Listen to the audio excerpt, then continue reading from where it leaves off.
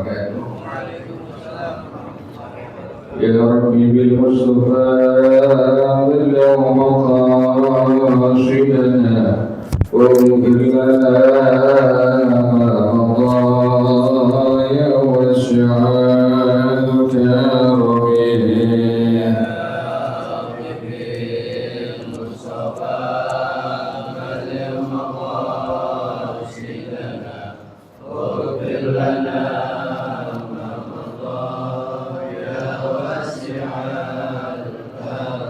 يهتدي قلب الله مطلقا أبدا وما تذاب أصلا في مدى الزمن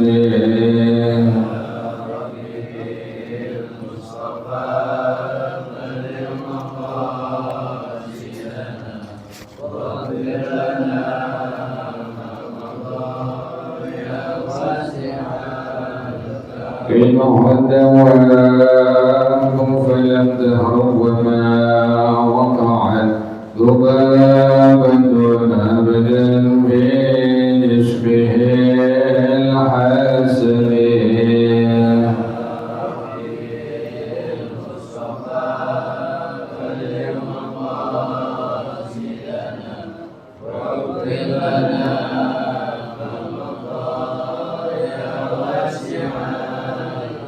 بخلفه كأمام رؤية ثبت ولا يرى أثر ضوء منه بعالم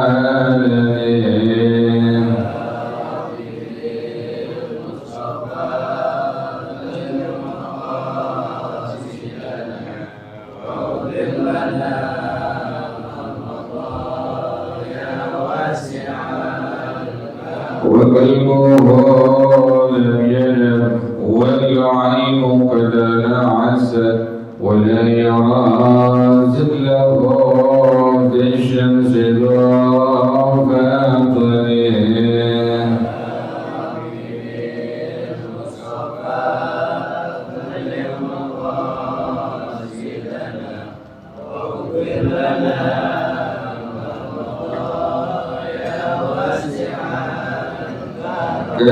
كذباه كالعادة قوما إذا جلسوا عند الولادة سفيانا بمؤاخذتني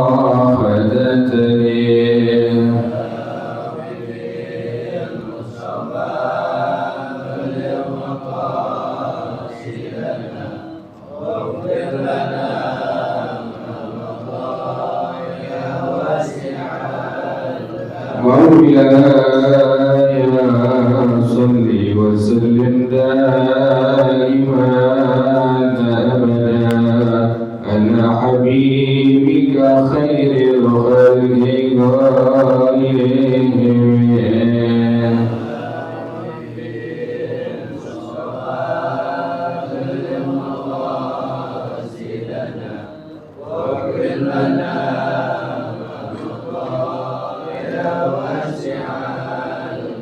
محمد سيد الكونين والثقلين والفريقين من عرب ومن عجم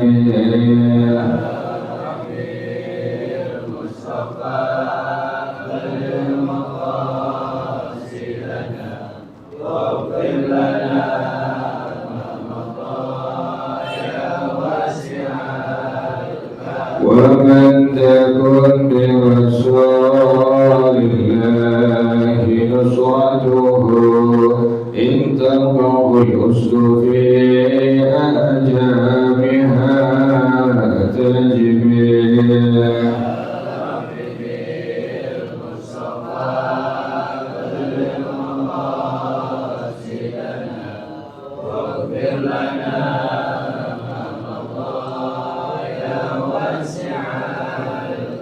هو الحبيب الذي ترجى شفاعته لكل هول من الأهوال مقتهم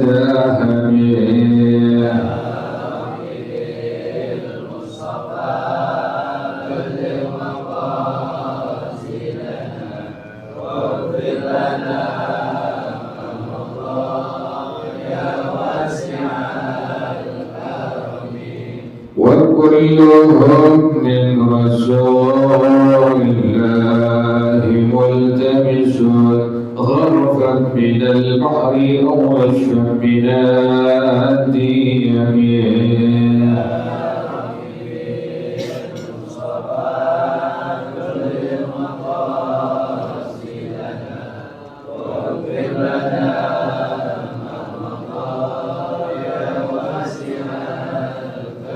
يا نفس لا تقنطي من زلة عظمى إن الكبائر في الغفران كالأمم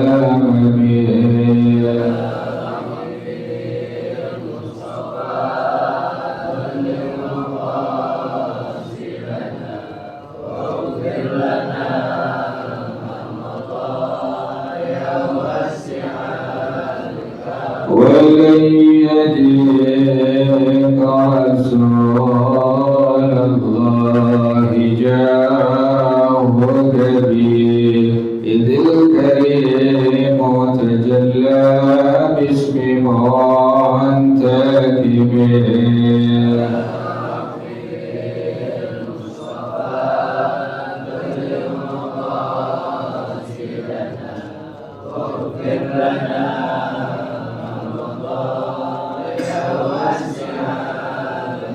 لعل رحمة ربي حين يقسمها تأتي على حسب الإصيان في القسم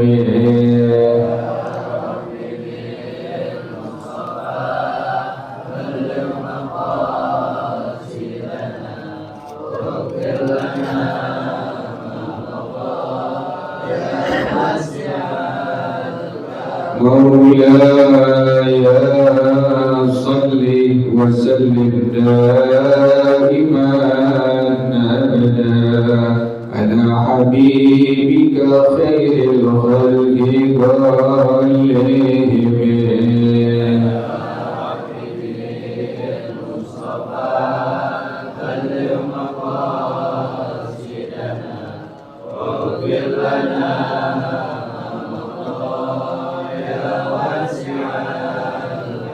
كلهم اللهم صل وسلم وبارك عليه وعلى آله. الفاتحة لرسول الله صلى الله عليه وسلم ثم إلى أرواح آبائه وإخوانه من الأنبياء والمرسلين والصحابة أجمعين والعلماء العاملين ثم إلى أرواح آبائنا وأمهاتنا وأجدادنا وجداتنا ومشايخنا ومعلمين في الدين ولجميع المسلمين والمسلمات والمؤمنين والمؤمنات. صلى بشيخنا مربي أرواحنا الحبيب عبد الرحمن بن أحمد السكاف إلى شيخنا مربي أرواحنا الحبيب علي بن الحبيب عبد الرحمن السكاف إلى شيخنا مربي أرواحنا إهدي الدين بالإهجار خير وإلى روح أيضا كتاب الشيخ زين الدين عبد العزيز المنيبري الشافعي ورسولهم وقرائهم أن الله يتغشاهم بالرحمة والمغفرة أن الله يغفر لهم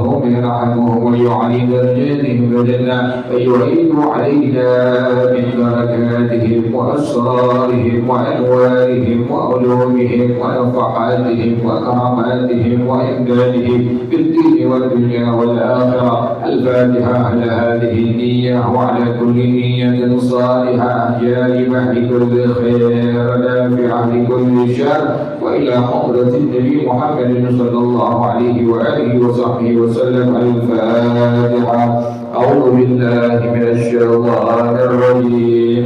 بسم الله الرحمن الرحيم الحمد لله رب العالمين الرحمن الرحيم مالك يوم الدين إياك نعبد وإياك نستعين اهدنا الصراط المستقيم صراط الذين أنعمت عليهم غير المغضوب عليهم ولا الضالين آمين اللهم صل وسلم على سيدنا محمد الفاتح لما أغلق الخاتم لما سبق الناصر الحق بالحق والهادي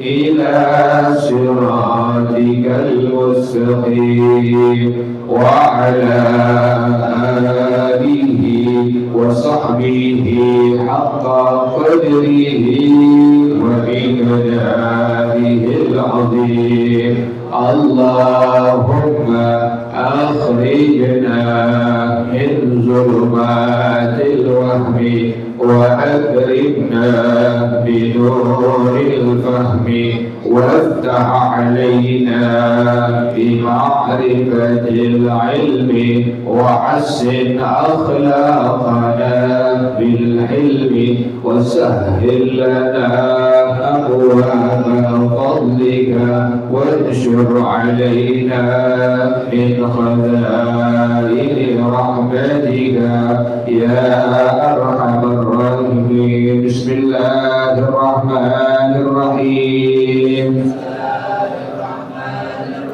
ويحصل أقله بتعميم بدنه بالماء مرة لأنه هو الواجب في الحي فالميت أولى به حتى ما تحت كلفة الأطلف على الأصح صبيا كان الأطلف أو بالغا قال الغرباني وبعد الحنفية لا يجب غسل ما تحتها فعلى المرجح لو تعذر غسل ما تحت الكلفة بأنها لا تتلقس إلا بجرح يرمم عما تحتها كما قاله شيخنا وأقره غيره والله أعلم بالصواب بسم الله الرحمن الرحيم الحمد لله رب العالمين والصلاة والسلام على أشرف الأنبياء والمرسلين وعلى آله وصحبه أجمعين قال الشيخ الإمام المؤلف رحمه الله وأدام النفع به وبركات علومه وبقرب الدارين آمين قال رضي الله تعالى عنه بسم الله الرحمن الرحيم. Mari para jemaah sekalian, kita melanjutkan pengajian kita masih membicarakan tentang salatul mayyit dan yang lain sebagainya yang diambil dari kitab Fathul Mu'in yang dikarang oleh Syekh Zainuddin bin Abdul Aziz Al-Mulaybari atau Al-Malibari Asy-Syafi'i radhiyallahu anhu wa rahimah. Maka berkata rahimahullah dia mengatakan wa yahsulu aqalluhu dan dapat diraih diperoleh paling kurang memandikan mayit. Ini ada caranya memandikan mayit itu gak sembarangan.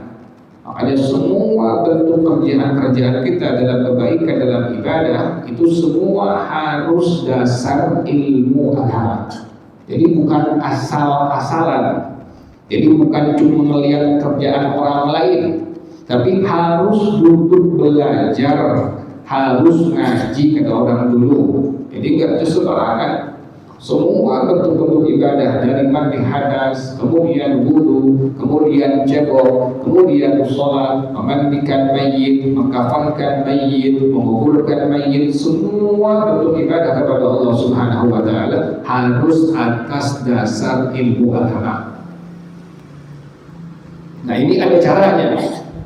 Yang sering orang tinggalkan ini adalah bahwasanya an yaghsila fi khalwatin, an yughsala fi khalwatin la yadkhuluha illa al-ghasil. Kita kan kalau mandi mayit suka pakai itu kain itu. Pakai kain kan tuh? Kain kan tuh, pakai hordeng ya. Yang masuk ke dalamnya enggak semua. Yang masuk ke dalamnya enggak apa? Enggak semua.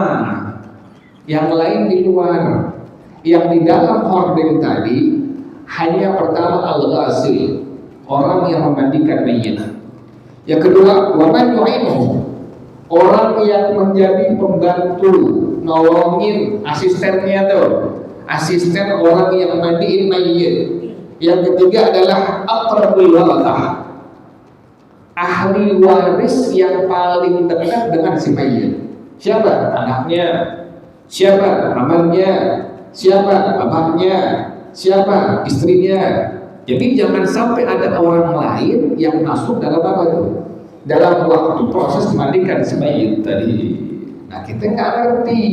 Ini tetangga pada pengen apa? Ngeliat tuh. Nggak boleh. Agama melarang situ. Makanya ente juga kalau ada kematian, jangan suka nyiapin kopi-kopi deh, nggak usah deh. Iya. Mendingan ente siapin Quran yang terjus-jus. Tamu yang datang suruh apa? Baca Quran. Jangan di depan ngobrol sampai begadang, ada yang main catur kadang-kadang ya. Bilang, kayak begitu. Ngobrol sampai pagi gak ada manfaatnya. Mendingan orang yang datang dikasih Quran satu juz, baca Quran.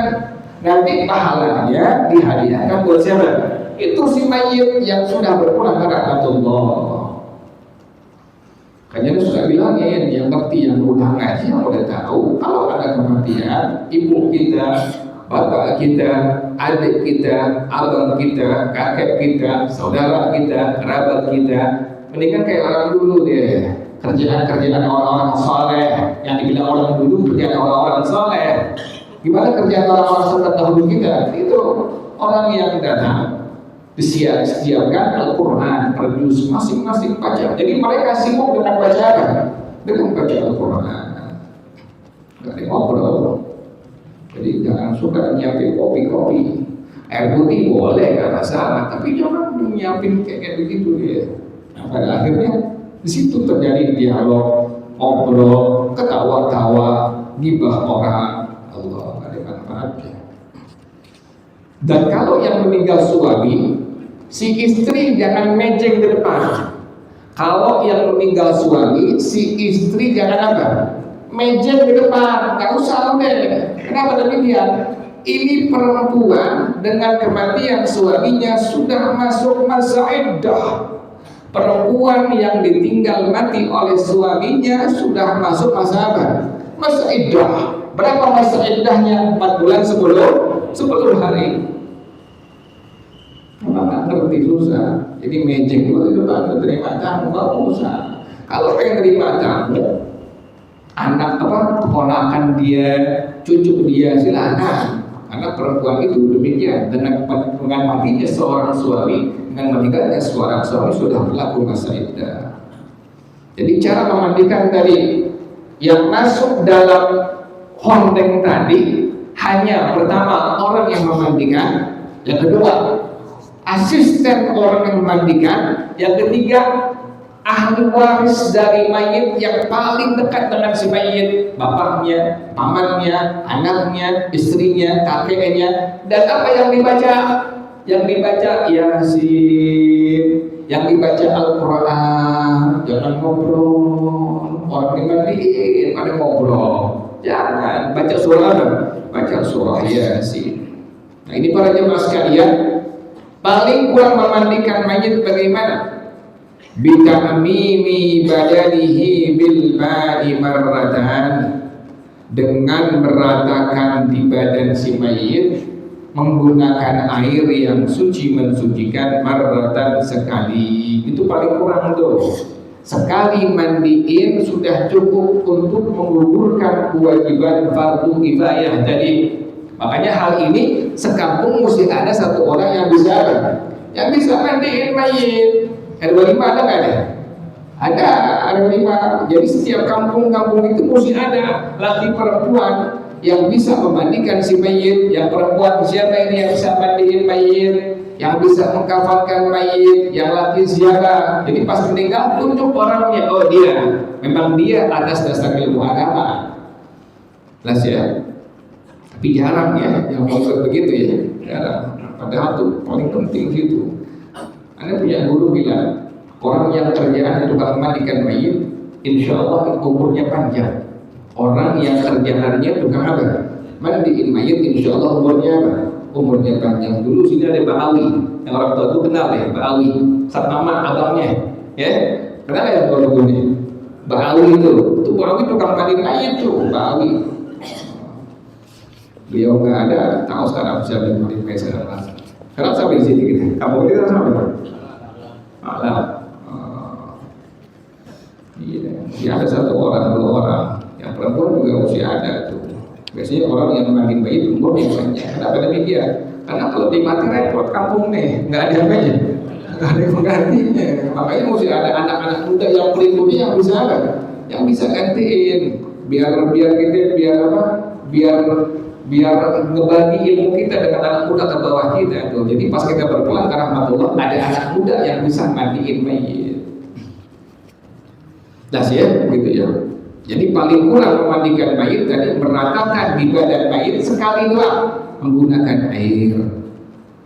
Hatta ma tahta kulfatil aqlafi 'ala al-asahi sariyan kana al-aqlafu aw balighan, sampai bagian yang ada di bawah kuluf dari mayit yang belum disunat, baik itu mayit laki-laki masih kecil atau sudah baligh. Jadi sampai bagian itu pada hukum agama, misalnya ada anak kecil meninggal dunia, kemudian ini anak belum sampai diapain? Belum sampai disunat, belum sampai dikhitan, meninggal dunia nih anak. Bagian bawah yang ada di bawah kulupnya, orang yang memandikan mesti harus menyampaikan air pada waktu memandikannya.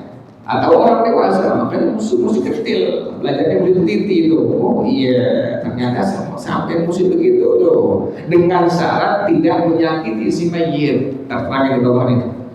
Jadi jelas ya.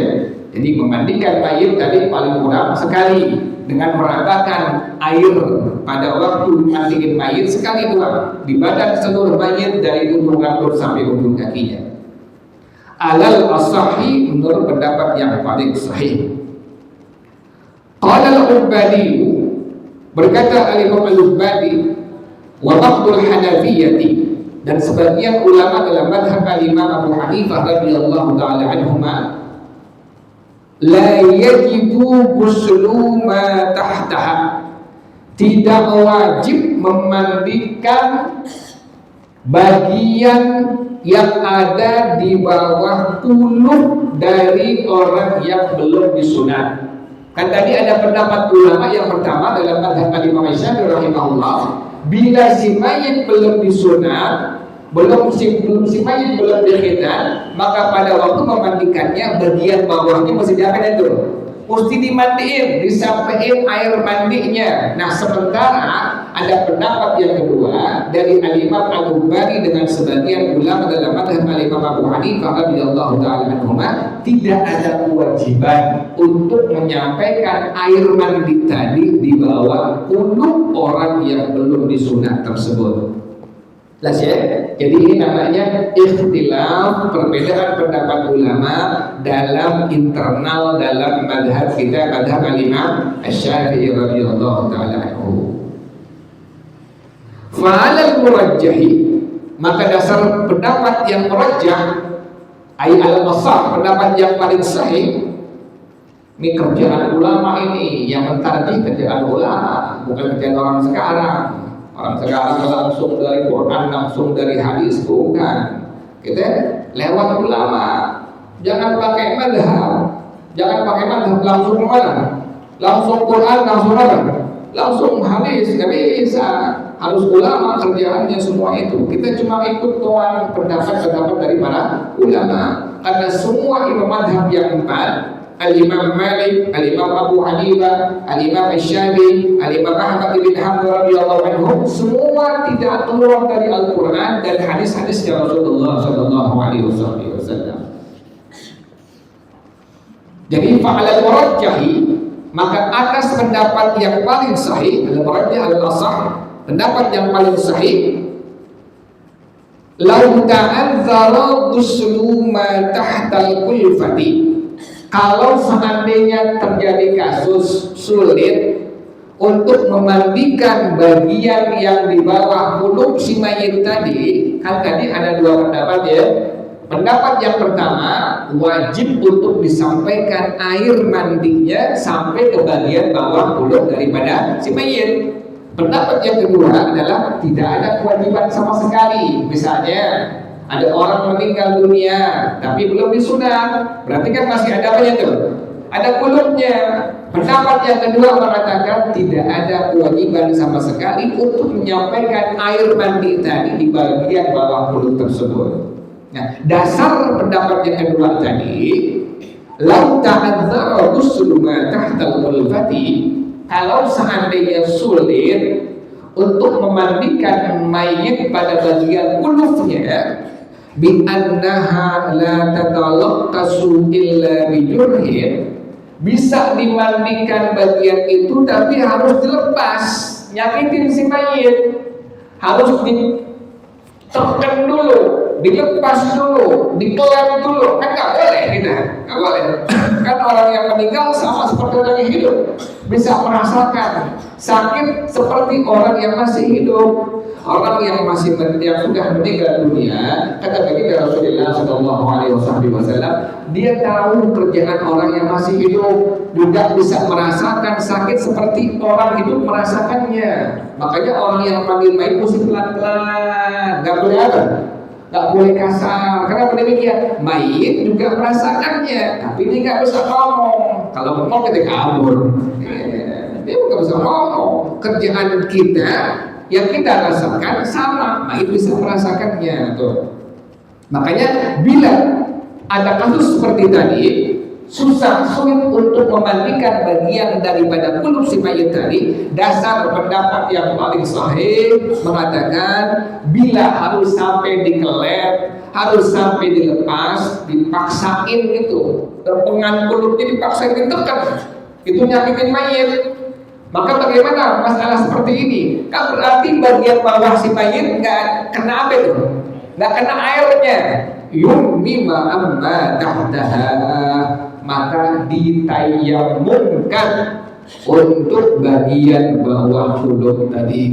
Itu makanya orang yang mati mesti apa? Mesti ngerti. Oh iya, berarti pas terpengan dapat mayit yang masih ada kulubnya. Karena kalau dipaksain juga bagian bawah tadi bakal nyakitin si mayit, maka nggak perlu disampaikan airnya, tetapi diganti dengan apa tadi? Dengan ditayamumkan bagian bawahnya tadi. Untuk bagian bawahnya, amma qalahu sayyikhuna kama qalahu sayyikhuna wa aqarruhu ghairuhu, sebagaimana yang dikomentari oleh guru kami yakni Syekh Ibnu Haythami rahimahullah dan diakui oleh ulama-ulama lainnya. Wallahu a'lam bis-shawab. Al-Fatihah. A'udzu billahi minasyaitonir rajim. Bismillahirrahmanirrahim. Alhamdulillahirabbil alamin. Arrahmanir rahim. Maliki yaumiddin. Iyyaka na'budu wa iyyaka nasta'in. Ihdinas siratal mustaqim. Siratal ladzina an'amta 'alaihim ghairil maghdubi 'alaihim waladdallin. Amin ya rabbana ya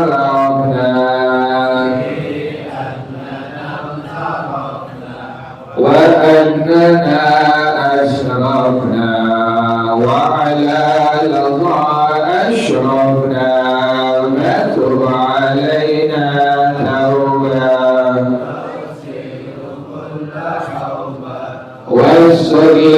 العورات وآمن الروعات واغفر لوالدينا ربي ومولودينا والأهل والإخوان وسائر الخلان وكل ذي محبة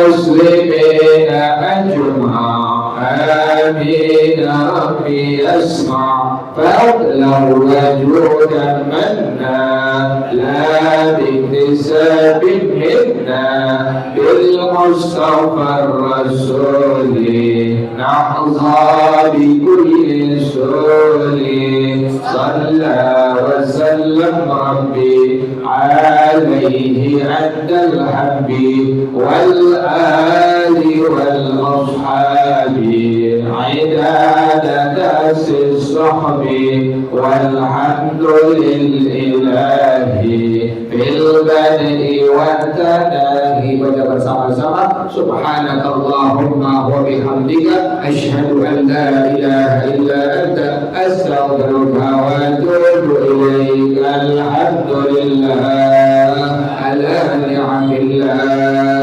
alhamdulillah ala barakatillah, alhamdulillah hamdan yuwafi ni'amahu wa yukafi'u mazida walhamdulillah rabbil alamin. Ya Rasulullah ya Rabi'an syani wa darji ya Rasulullah salamun alaik ya Rabi'an syani wa darji ya Rasulullah salamun alaik ya Rabi'an syani wa darji. Allahumma salli wa sallim wa barik alaihi wa ala alihi. Assalamualaikum warahmatullahi wabarakatuh.